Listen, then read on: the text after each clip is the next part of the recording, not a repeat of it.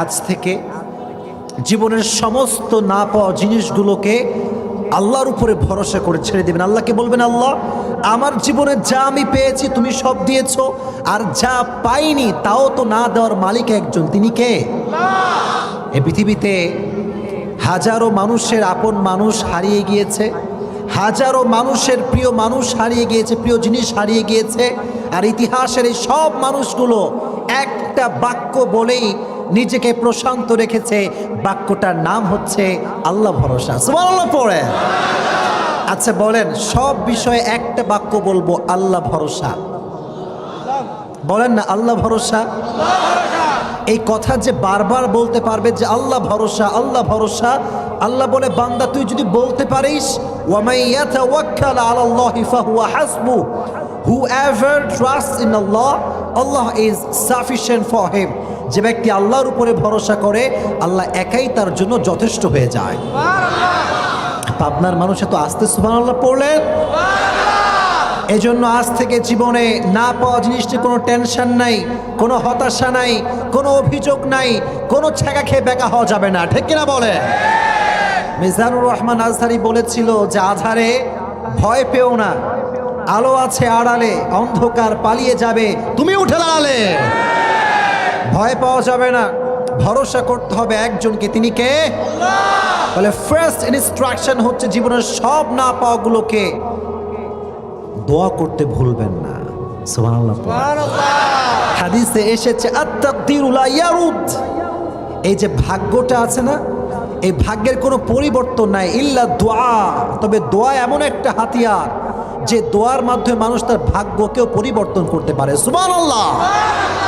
This is the power of সাপ্লিকেশন। এটা হচ্ছে দোয়া, দোয়ার পাওয়ার এইটা। আর জীবনের সমস্ত না পাওয়া জিনিসগুলোকে যুবক ভাইরা কখনো নিজের শক্তি দিয়ে দেখবা না, রবের শক্তি দিয়ে দেখবা। দেখবা তোমার জীবনের সমস্ত অসম্ভব স্বপ্নগুলো সম্ভব হয়ে যাবে। কারণ সব ক্ষমতার মালিক তো একজন, তিনি কে? আল্লাহ যেন আমাদের সকলের দোয়াকে কবুল করুন। পড়না আমিন। না পাওয়া জিনিসগুলোর দোয়া কেমন করে করবেন দেখেন।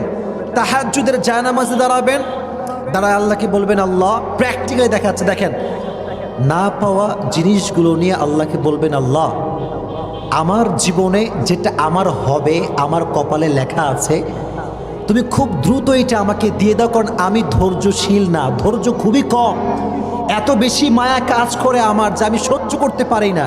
যদি কপালে থাকে খুব দ্রুত দিয়ে দাও, আর যদি আমার কপালে না থাকে, এটার প্রতি আমার যে মায়া, যে এক্সপেকটেশন, যে আশা, এটা তুমি দূর করে দাও। তাহলে আপনি পাইলেও লস নাই, না পাইলেও লস নাই। সুবহানাল্লাহ পড়ে। পাইলে লস নাই কেন? ভাগ্যে ছিল, পেয়ে গিয়েছে, আলহামদুলিল্লাহ। আর যদি নাও পাই তো কোনো কষ্ট নাই, কারণ যার প্রতি আমার কোনো মায়া নাই তারে পাইলেও কি না পাইলেও কি doesn't matter, I don't care. এজন্য দোয়া করা ভোলা যাবে। সর্বশেষ একটা কথা বলে মূল আলোচনায় ফিরে যেতে চাই। জীবনে এত চাওয়া দিয়ে কি হবে, এত পাওয়া দিয়ে কি হবে? একদিন তো মরনা হোগা, একদিন তো মরেই যাব। এত চাওয়া দিয়ে কি হবে, এত হতাশা দিয়ে কি হবে? আমার ব্যক্তিগত কথা বলছি, আমার যখন জীবনে না পাওয়া জিনিস নিয়ে খুব বেশি কষ্ট হয়, খুব বেশি আমি দুঃখ পাই, আমি সোজা কবরের স্থানে গিয়ে কবরের পাশে দাঁড়াই। আমার মন আমাকে বলে দেয় এই জীবনের সমস্ত পাওয়া আর সমস্ত না পাওয়া শুধুমাত্র একটা ধোঁকা, আর কিচ্ছু হতে পারে না।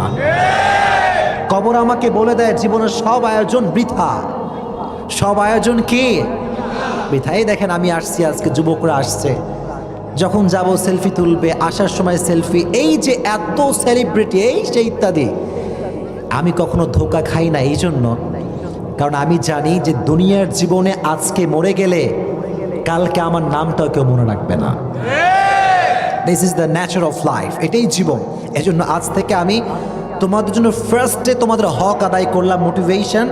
জীবনে যত কিছুই পাও আর না পাও, কোনোদিনও কোনো কিছু নিয়ে মন ছোট করবা না। রাজি আছো ইনশাআল্লাহ?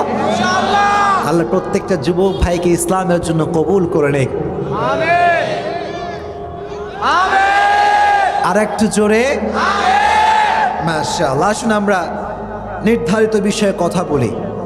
প্রিয় ভাইয়েরা, সম্মানিত ব্যক্তি পৃথিবীতে আর কেউ কি হতে পারে? রসুলের মতো সম্মান, স্ট্যাটাস পৃথিবীতে আর কারো কি আছে?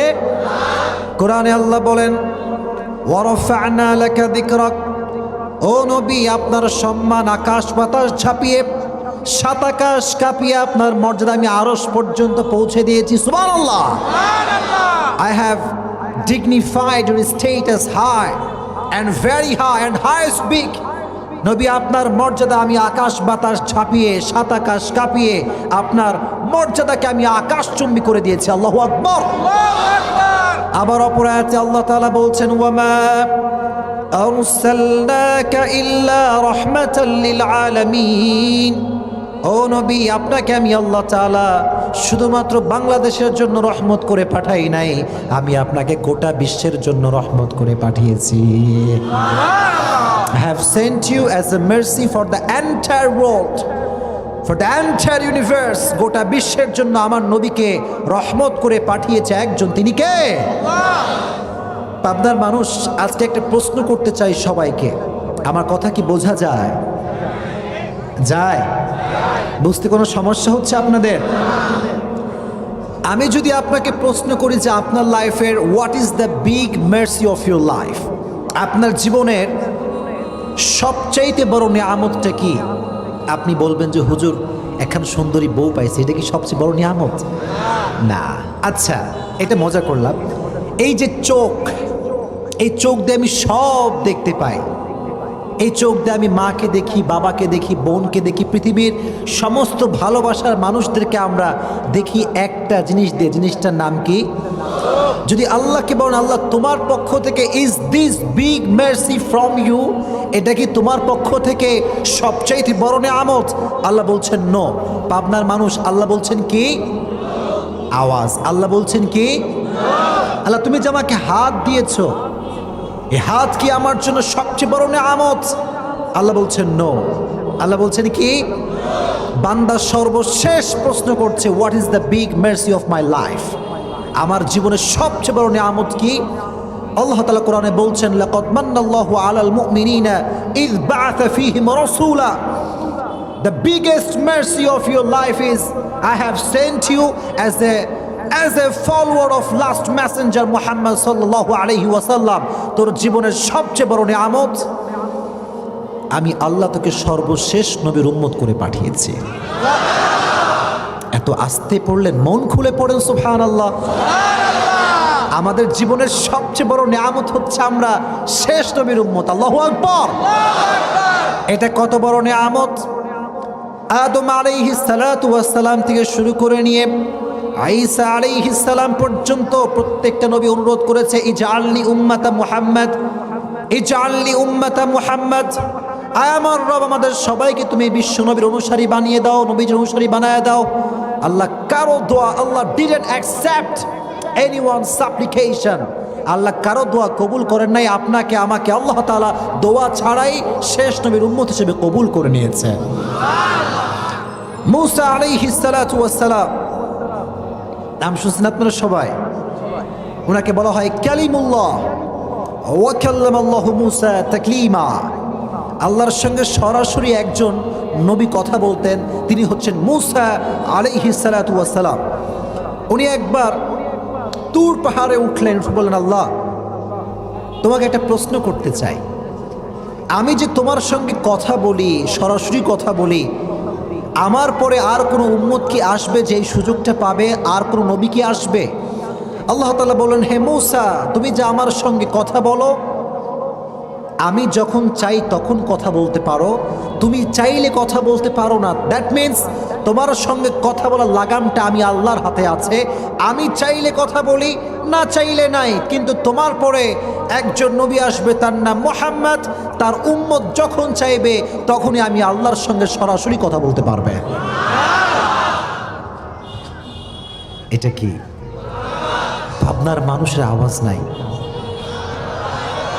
কিতাবটার নাম কি? কিতাবটা খুললেন, পড়লেন, আউযু বিল্লাহি মিনাশ শাইতানির রাজীম, ওয়া কওমি লা আসআলুকুম আলাইহি মালা। এই যে আয়াতটা আপনি পড়লেন, আপনি আল্লাহর সঙ্গে সরাসরি কোনো মিডিয়া ছাড়া, কোনো ভায়া ছাড়া আল্লাহর সঙ্গে সরাসরি কথা বললেন। দিস ইজ দ্য কোরআন, এটাই কোরআন। আজকাল ফজরের নামাজের পরে যখন দোকান খুলে সেলুনে ডিজে গান বাজে সেলুনে দোকান খোলা হয়, ঠিক কিনা বলেন ভাই? কোরআন তেলাওয়াত নাই। ছি ছি ছি ছি ছি। আজ থেকে যুবক যারা এসেছো, প্রত্যেক দিন ফজরের নামাজের পরে কোরআন তেলাওয়াত করবা তো ইনশাআল্লাহ? আল্লাহ আমাদের সবাইকে কোরআন বেশি বেশি পড়ার তৌফিক দান করুক। সকলেই পড়না আমিন। নবীজির স্ট্যাটাস, নবীজির মর্যাদা আমি কেমন করে ব্যাখ্যা করবো, এটা আমার কাছে কোনো ভাষা নেই, but I am trying my best to present the status of prophet Muhammad সাল্লাল্লাহু আলাইহি ওয়াসাল্লাম। চেষ্টা করছি। নবীজির চাচার নাম কি ছিল? পাবনার মানুষ আবু, কথা বলেন, চাচার নাম কি ছিল?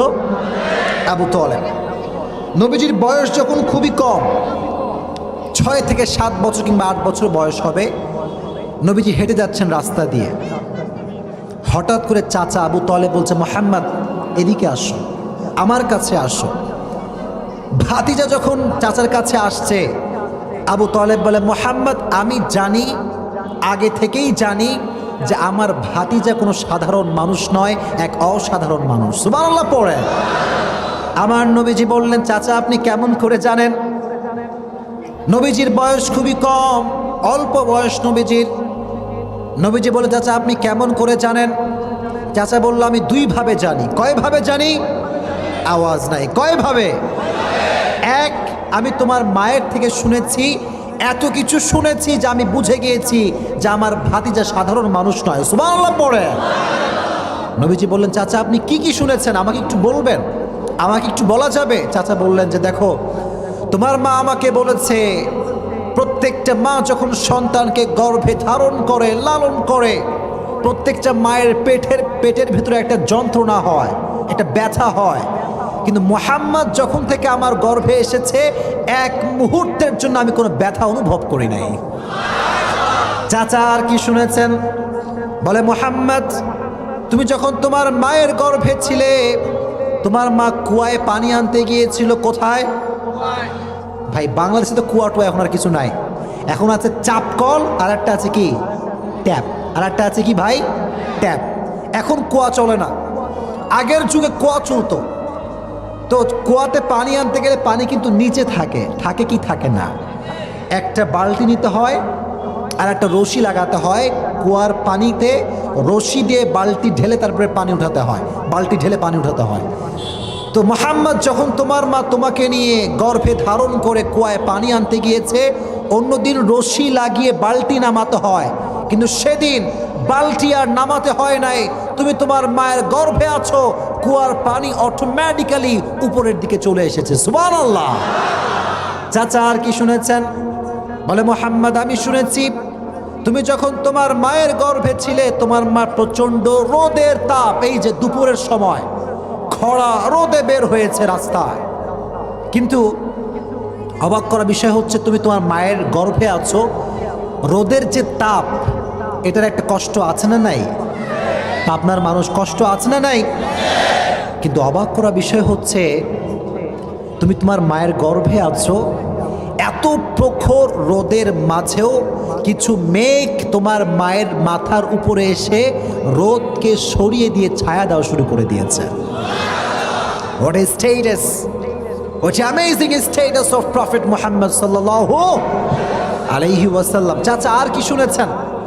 বলে, মুহাম্মদ তুমি যখন তোমার মায়ের গর্ভে ছিলে, তোমার মা তোমাকে গর্ভে নিয়ে বাহিরে বের হয়েছে। বাহিরে যখন বের হয়েছে, গাছগুলো তোমার মায়ের পায়ের সামনে এসে সম্মান সূচক সেজদায় পড়ে গিয়েছে। সুবহানাল্লাহ। দিস ইজ কল্ড দ্য আযীমি সেজদা। যেটা আগে ছিল এখন এটা মানসুখ হয়ে গিয়েছে। এখন কোনো সেজদা কোনো ব্যক্তির সামনে দেওয়া চলবে? মাজারে কোনো সেজদা কথা কয় না, চলবে? ছি, এটা বাংলাদেশে বেশি হয়। আহা আহা, সব দেওয়ার মালিক তো একজন, তিনি কে? সন্তান দেওয়ার মালিক একজন, তিনি কে? মেয়ে দেয় একজন, তিনি কে? আমরা চাইবো একজনের কাছে আওয়াজ দিয়ে বলতে হবে, তিনি কে? মাজারে গিয়ে যে চায় বাবার কাছে, এর মতো টাউট বাটপার আর কেউ হতে পারে না। কথা কি বোঝা যায় ভাই? আচ্ছা, একটা কথা যেহেতু চলে আসছে বলে ফেলবো সবাইকে। আমার বাসা রাজশাহী শাহ মখদুম একটা দরগা আছে পাশে আমার বাসা, এটা হচ্ছে দরগাপাড়ায় আছে। তো আপনি যখনই কোনো দরগায় যাবেন, কোনো বাবার মাজারে যাবেন, পীর সাহেবের মাজারে যাবেন, যারা এই নিয়াতে যান যে বাবার কাছে গিয়ে চাইব, তার চাইতে ফকির আরো বেশি বুদ্ধিমান।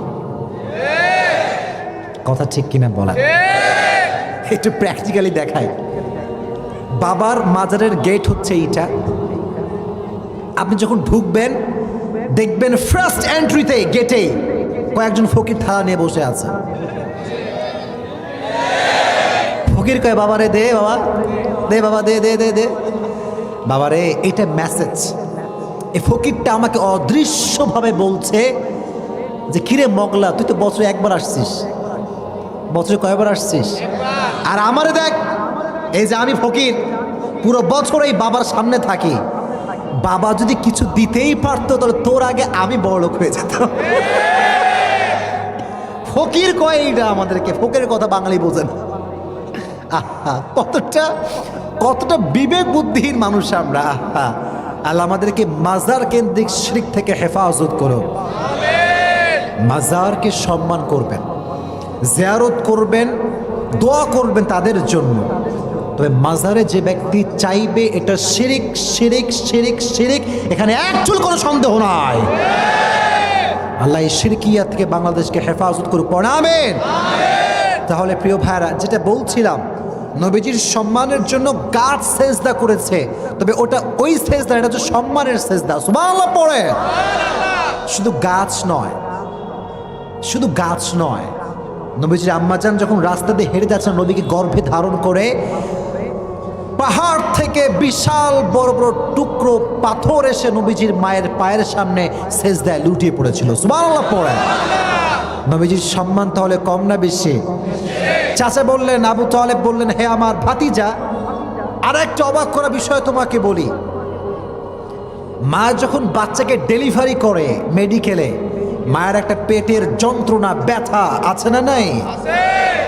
কিন্তু তোমার মা যখন তোমাকে পৃথিবীতে আনে, যখন ডেলিভারি হবে, তোমার মায়ের পেট থেকে তুমি বের হয়েছ, তোমার মা একটা মুহূর্তের জন্য কোনো ব্যথা অনুভব করে নাই। আপনারা তো পাবনার মানুষ, ভালো বুঝবেন। যখন কোনো ঘরে একজন বাচ্চা জন্মগ্রহণ করে, দেখবেন ঘরটা দুর্গন্ধযুক্ত হয়ে যায়। দেখবেন ধূপ জ্বালাতে হয়, ধূপ চেনেন না আপনারা সবাই? ধোঁয়া ওড়ে, দুর্গন্ধের জন্য এটা করা হয়।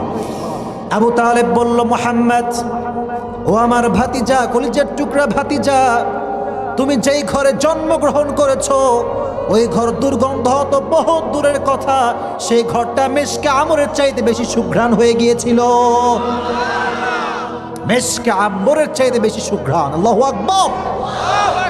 তাহলে কি বুঝলেন, নবীজির সম্মান কম না বেশি? কম না বেশি?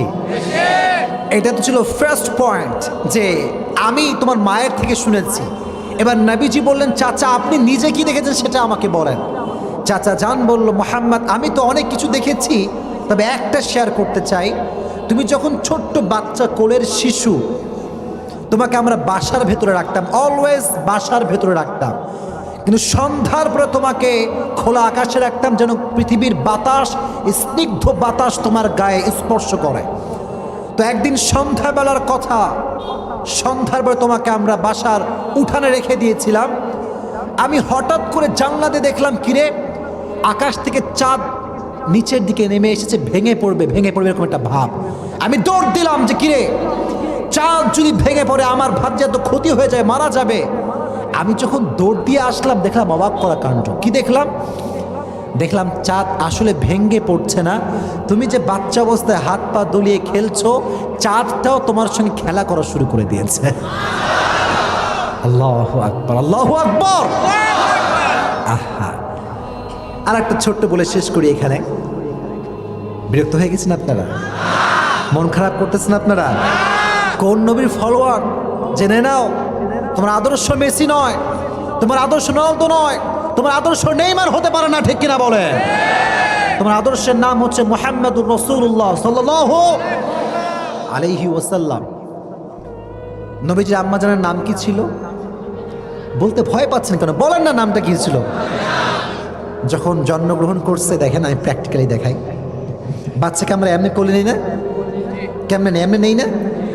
মা আমেনা নবীজির মুখের দিকে তাকায় বলতেছে, জীবনে তো অনেক বাচ্চা দেখলাম, আল্লাহ তাআলা অনেক শিশুকে দেখিয়েছেন, কিন্তু আমার সন্তান যে আমার গর্ভে থেকে আসছে এরকম সুন্দর বাচ্চা আমি পৃথিবীর কোথাও দেখি নাই। ইতিমধ্যেই নবীজির দুধ মাতার নাম কি ছিল? এই তো পাবনার মানুষ কত শক্তিশালী, নাম কি ছিল? হালিমাতুস সাদিয়া রাদিয়াল্লাহু তাআলা আনহা। উনি এসে বলছেন, আমেনা আপনি কি কর, আপনি তো গোটা বিশ্বে ঘোরেন নাই, আমার থেকে শোনেন, আমি প্রধানমন্ত্রীর সন্তান থেকে শুরু করে প্রত্যেকটা মান্যগণ্য ব্যক্তির বাচ্চাদেরকে দুধ পান করিয়েছি, গোটা বিশ্বের প্রায় আনাচে কানাচে আমি গিয়েছি, আমি হালিমাতুস সাদিয়া এই মুহাম্মদের মতো এত সুন্দর বাচ্চা কোথাও দেখি নাই। এবার আসছে দাদা আব্দুল মুত্তলেব, নাম কি? কথায় করা নামছে কি? কয় বেড়ি মানুষ, কয় কি বেড়ি মানুষ? তোমরা কি ঘুরছো? আমি শামে গিয়েছি, ইরাকে গিয়েছি, বাইতুল্লাহর মুতাওয়াল্লি আমি আব্দুল মুত্তলেব। প্রত্যেক বছর হাজার হাজার মানুষ দেশ থেকে বিদেশ থেকে এখানে মক্কায় জিয়ারত করতে আসে। কত সন্তান আমি দেখেছি, কত বাচ্চা আমি দেখেছি, আমার এই মুহাম্মদের মতো সুন্দর বাচ্চা আমি কোথাও দেখি নাই। এবার আসছে জিবরাইল, সুবহানাল্লাহ পড়েন। জিবরাইল কয়, জিবরাইল বেশি দেখছে না এরা বেশি দেখছে? জিবরাইল তো বেশি দেখছে। জিবরাইল কয়, কি কয় এরা? আরে আমার থেকে শোনো, আদম আলাইহিস সালাতু ওয়াস সালাম থেকে ঈসা পর্যন্ত প্রত্যেকটা নবীকে আমি জিবরাইল দেখেছি। আদমকে আমি জান্নাতে দেখেছি, মুসা আলাইহিস সালাতু ওয়াস সালামকে তুর পাহাড়ে আল্লাহর সঙ্গে কথা বলতে দেখেছি, নূহ আলাইহিস সালামকে আমি কিস্তিতে নৌকাতে দেখেছি, ইউসুফ আলাইহিস সালাতু ওয়াস সালামকে কুয়ার ভেতরে আমি তো কোলে নিয়েছিলাম, ঈসা আলাইহিস সালাতু ওয়াস সালামকে মায়ের পেটে কথা বলতে দেখেছি। আমি জিবরাইল বলছি, এতদিন পর্যন্ত প্রত্যেকটা নবীকে আমি দেখেছি, প্রত্যেকটা নবীর কাছে আমি ওহী নিয়ে এসেছি, কিন্তু মুহাম্মদের মতো এত সুন্দর আমি কাউকে দেখি নাই। This is the most beautiful boy ever in the world. Ever in the world. My prophet is the most beautiful boy in the world. সুবহানাল্লাহ পড়ে। নবীর মতো সুন্দর কি পৃথিবীতে আর কেউ হতে পারে? আস্তে বললেন, আমার নবীর মতো সুশ্রী মানব, সুশ্রী চেহারা, এত সুন্দর চেহারা আর কারো কি হতে পারে? চাঁদের চেয়ে সুন্দর তুমি নবী আমার কামলিওয়ালা। পড়েন, চাঁদের চেয়ে সুন্দর তুমি নবী আমার কামলিওয়ালা, দো জাহানের বাদশাহ তুমি প্যারা নবী সাল্লে আলা। পড়েন, দো জাহানের বাদশাহ তুমি প্যারা নবী সাল্লে আলা, চাঁদের চেয়ে সুন্দর তুমি নবী আমার কামলিওয়ালা। সুবহানাল্লাহ। নবীর মতো সুন্দর ভয়েস, সুন্দর সাউন্ড আর কারো কি হতে পারে? কথা কয় না, হতে পারে? আমাদের তো একটা ফেস কাটিং আছে, নবীজিরও একটা ফেস কাটিং ছিল। নবীজির ফেস কাটিং এর সঙ্গে আর কারো ফেস কাটিং কি কোনো প্রকার মিল হতে পারে? No, no comparison with our beloved last messenger Muhammad sallallahu alayhi wasallam. Whether is the fitness, whether is the bodybuilding, whether is the sound, whether is the appearance, whether is the face cutting, whether is the status of the society, my beloved last messenger Muhammad is totally out of any kind of comparison. কোনো দিক থেকে কোনোভাবেই আমার নবীর সঙ্গে কোনো ব্যক্তির কোনো প্রকার কোনো তুলনা হতে পারে না। সুবহানাল্লাহ পড়ে। আমরা হলাম সেই নবীর উম্মত, হতে পেরে খুশি না বেজার? কথা কয় না। তাহলে এবার মন খুলে পড়েন আলহামদুলিল্লাহ। ছোট্ট একটা কথা মনে পড়ছে, বলবো সবাইকে, বলবো সবাইকে।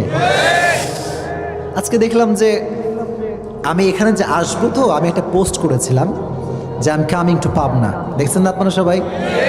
আচ্ছা আমি বলি। অনেক যুবক লিখেছে, হুজুর আপনার কলিজার ভেতর থেকে ভালোবাসি। আমি নিজে পড়ছি, পরে দেখলাম কি রে, এ তো বাংলাদেশের মানুষ, প্রোফাইল পিকচার দেখি রোনালদোর ছবি দেওয়া, মেসির ছবি দেওয়া। আমি বললাম কি রে, মেসি আমায় কমেন্ট করলো মানে? পরে মেসি কমেন্ট করে না, মেসির একটা ফালতু ভক্ত কমেন্ট করছে। রাগ করবো না, ফালতু বলেছি কারণ আছে। ভাই রে, এই যে তোরা সিঙ্গেল,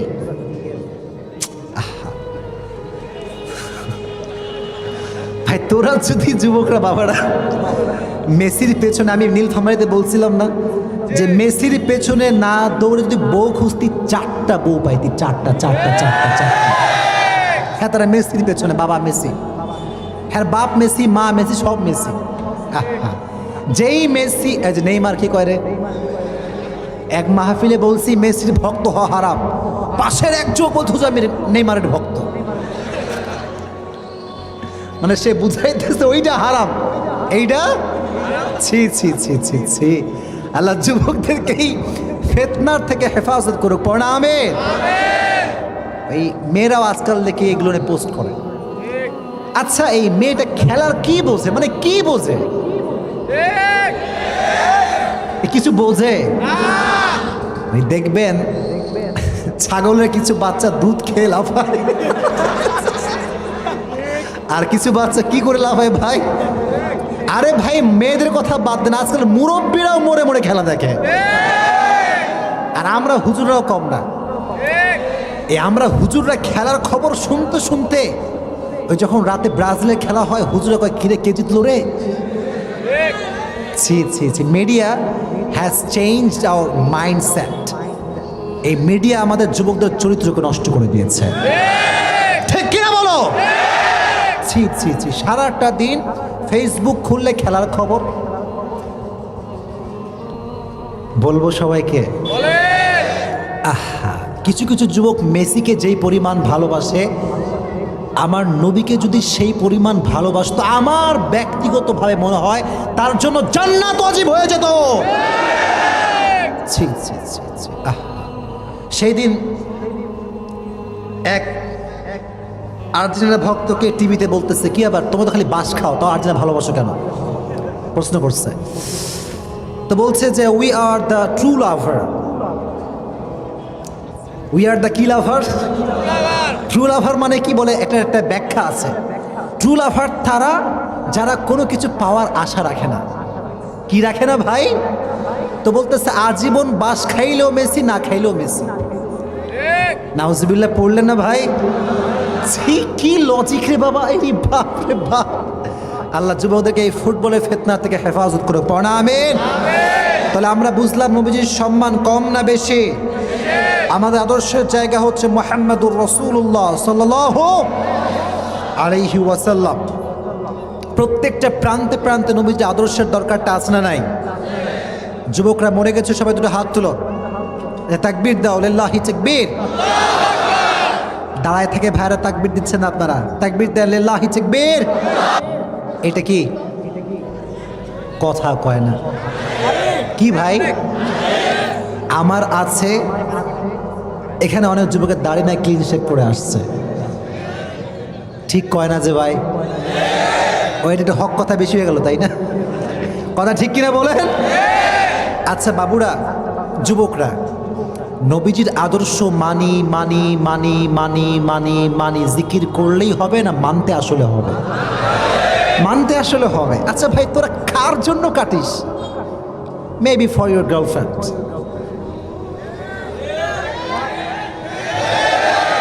কার জন্য কাটে ভাই? গার্লফ্রেন্ডের জন্য কাটে। আচ্ছা বলেন তো, যেই মেয়েটা দাড়ি দেখে পছন্দ করতে চায় না, ওর তো রুচির কোনো ঠিক নাই, ঠিক কিনা বলেন? আশ্চর্য কথা, আজকালকার মেয়েরা দাড়িওয়ালা পছন্দ করে না, তাকওয়ান ছেলে পছন্দ করে না, হুজুর পছন্দ করে, সব গাঁজাখোর পছন্দ করে, গাঁজাখোর। ছি, ওয়াঠু না, বমি আসে আমার, বমি বমি বমি, এত মেজাজটা খারাপ হয়। ছি, এখানে নাই, অন্য জায়গার কিছু মেয়েরা আছে ভাই। না না না না না না, আমাকে বাড়ি যাওয়া লাগবে এখান থেকে, ঠিক আছে? আছে এখানে কারণটা হচ্ছে যে আজকাল বাংলাদেশের সমাজে গাঁজাখোরদের দাম বেশি, যুবকদের, তাকওয়াবান যুবকদের দাম বেশি নাই। একজন যুবক গাঁজা খায়, খুব দাম, খুব সম্মান। মেয়ে কয় ইয়ে লড়কা সহি হোক। ছি ছি বোন, যার মুখে দাঁড়িয়ে আছে, যে যুবকটা 5 ওয়াক্ত নামাজ জামাতের সঙ্গে পড়ে, এই যুবককে আপনি চোখ বন্ধ করে বিয়ে করে ফেলেন আমার বোন। আর তোমাদেরকে বলি একটা কথা, শেষের দিকে চলে আসছি। যেই মেয়ে তোমাকে দাড়ি রেখে পছন্দ করবে না, সেই মেয়ে তোমার বউ হওয়ার যোগ্যতা রাখে না, সেই মেয়ে তোমার বাড়ির সদস্য হওয়ার যোগ্যতা রাখে না। ওটা আগে ক্যান্সেল করে দাও, আগেই বাদ। ওর সঙ্গে কোনো বিয়ে হতে পারে না। আল্লাহ প্রত্যেকটা যুবককে কথাগুলো বোঝার তৌফিক দান করুন, প্রণামে। আর একটা কথা বলে দেই, যেহেতু সময় শেষের দিকে চলে এসেছে, একটা কথা বলি, মনোযোগ আছে সবার? বলবো না, দোয়া করে দিব, বলা যাবে যে একটা কথা? আচ্ছা, আপনি ডাক্তার করছেন নাকি ভাই আমার উপরে? আচ্ছা শোনেন, শুধু মেয়েদের দোষ না, আমি বলি বলি বলি বলি সেদিন আমি মুফতি তারিক মাসউদ, একজন পাকিস্তানের টপ ফেমাস স্কলার, ভাষা কি বাংলা না উর্দু? কথা কয় না, বাংলা না উর্দু? আমি কোট করছি, ওনার কথাটা কোট করছি, বুঝবেন। উনি বললেন, যদি ঠিক হয় ঠিক বলবেন, না চুপ থাকবেন। उन्हीं बोलने कुछ कुछ लड़कियां ऐसी होती है जो अखलाक वाले लड़कों के पीछे कम भागती है, पैसे वालों के पीछे ज़्यादा भागती है। किसी लड़का ने किसी लड़के से हलाल तरीके से प्रपोज किया और कहा कि मैं आपसे शादी करना चाहता हूँ, लेकिन मेरे पास बहुत बड़ा, मेरे दोस्त वसीम की तरह बंगलो तो नहीं है, लेकिन छोटा सा एक घर है जहाँ मैं आपको बसा सकता हूँ, और मैं आपसे शादी करना चाहता हूँ, लेकिन मेरे पास मेरे दोस्त वसीम की तरह बहुत बड़ा BMW कार तो नहीं है, लेकिन छोटा सा साइकिल है जहाँ मैं आपको चढ़ा सकता हूँ। तो उस लड़का ने कहा, उस लड़की से आपको और क्या चाहिए आप बोलिए। तो उस लड़की ने कहा, मुझे कुछ भी नहीं चाहिए, मुझे बस तेरे फ्रेंड वसीम का नंबर चाहिए।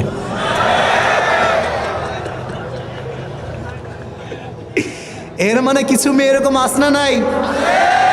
আমি বলবো বোন, কথা কিন্তু হক কথা, জানি একটু রাগ হবে বোনদের, আমি জানি রাগ করবে, এটা স্বাভাবিক।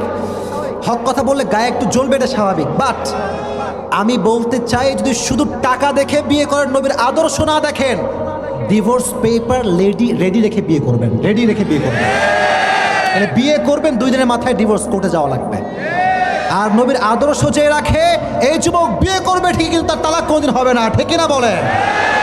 আল্লাহ প্রত্যেকটা মাদেরকে, বোনদেরকে এটা বোঝার তৌফিক দান করুক, বলেন আমিন।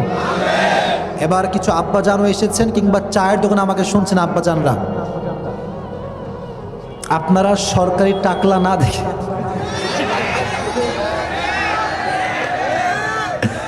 তাকওয়াবান যুবক দেখে বিয়ে দিবেন আপনারা। আব্বাজান ছেলে খুঁজে পায় না, ছেলে খুঁজবে কেমনে? ফজরের নামাজ তো কোনোদিনও মসজিদে নামাজ পড়তে আসে না। আব্বাজান টাকাওয়ালা কম খুঁজেন, যে যুবক ফজরের নামাজ অজু করে পড়তে আসে, ওই যুবকের সঙ্গে আমরা মেয়েকে বিয়ে দিয়ে দেন। আল্লাহ বাপজানদেরকে বোঝার তৌফিক দান করুন, পড়েন আমিন। আর তোমরা কম সুবিধার না, ঠিক বলে কাঁপায় ফেলছে একেবারে। এরা আবার আটা সুন্দরী ছাড়া বিয়ে করতে চায় না, দেখছেন? আর কিচ্ছু কথা কয় না এরা, ঠিক কিনা বলো? আর আটা মাখতে হয় না আজকাল, স্ন্যাপচ্যাট আছে না নাই ভাই? একখান ফিল্টার মারলে মনে হয়, হায় রে এত সুন্দরী তো আর হতেই পারে না, চলো শাদি করলো। তো বিয়ে করে সব ঠিকঠাক, বাসর রাত যখন মুখটা ধয়, খেলা খেলা। যেটা বলছিলাম প্রিয় ভাইয়েরা, যেখানে নবীর আদর্শ আছে আমরা আছি। কথা বলেন, নবীর আদর্শ আছে আমরা আছি। এই তো পাবনার মানুষ। আল্লাহ আমাদের সবাইকে নবীর আদর্শকে মেনে চলার তৌফিক দান করুক, সকলে পড়েন আমিন। মাশাআল্লাহ। প্রিয় ভাইয়েরা,